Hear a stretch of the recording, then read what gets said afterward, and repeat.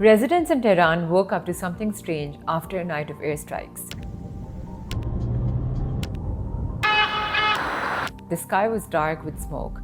The air smelled like burning fuel, and when it finally rained, the rain wasn't clear. It was black, thick, oily, and toxic.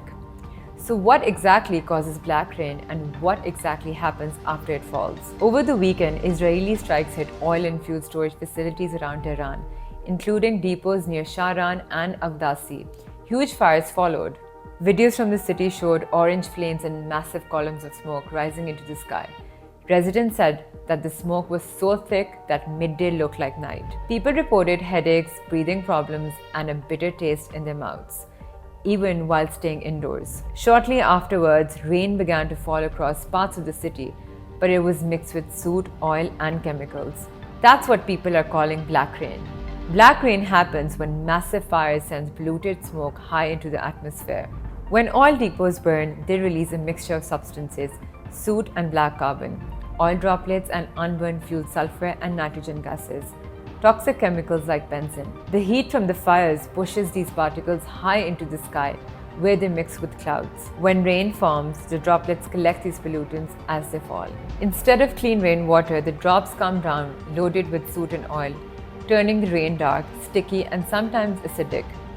That's why cars, buildings, and roads in Tehran were left with black stains and oily residue. Now, oil fires are different from many other fires. They rarely burn cleanly.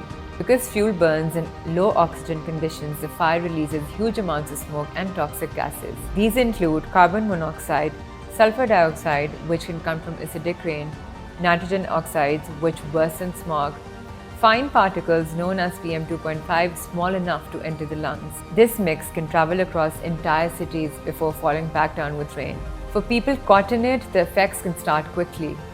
Black rain can cause skin irritation or chemical burns, eye redness and rashes, breathing problems, headaches, and nausea. The biggest danger comes from fine particles in the air.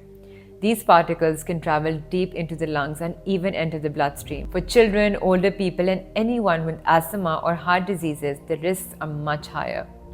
Even after the rain clears, the problem doesn't disappear. The next stage is pollution left behind on the ground. Oily residues can contaminate soil and crops, pollute rivers and groundwater, damage plants and vegetation. Cars, buildings, and roads can also suffer corrosion and staining from acidic deposits. And when the wind or traffic stirs up the residue, polluted particles can return to the air again. So exposure can last weeks or even months. Black rain isn't a new phenomenon. We've seen this before. It was recorded after the atomic bombing of Hiroshima in 1945, when ash and debris mixed with rain and fell over nearby areas. A different version happened during the 1991 Gulf War, when hundreds of oil wells burned in Kuwait and dark, oily rain fell hundreds of kilometers away. Those events showed how large fires can affect the environment for years. More importantly, what happened in Tehran is not just an environmental story. The strikes hit energy infrastructure, and that has global consequences. Iran holds some of the world's largest oil reserves. After the attacks, oil prices surged above $100 a barrel, while global gas markets also jumped after disruptions to energy facilities across the region.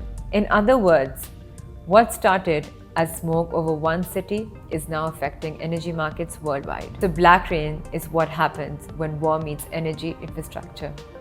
The science is simple. Burn enough fuel, fill the sky with smoke, and the atmosphere eventually sends it back down. But the effects on health, the environment, and the economy can last far longer than the storm itself. And for cities like Tehran, the real impact may only become clear weeks or months from now.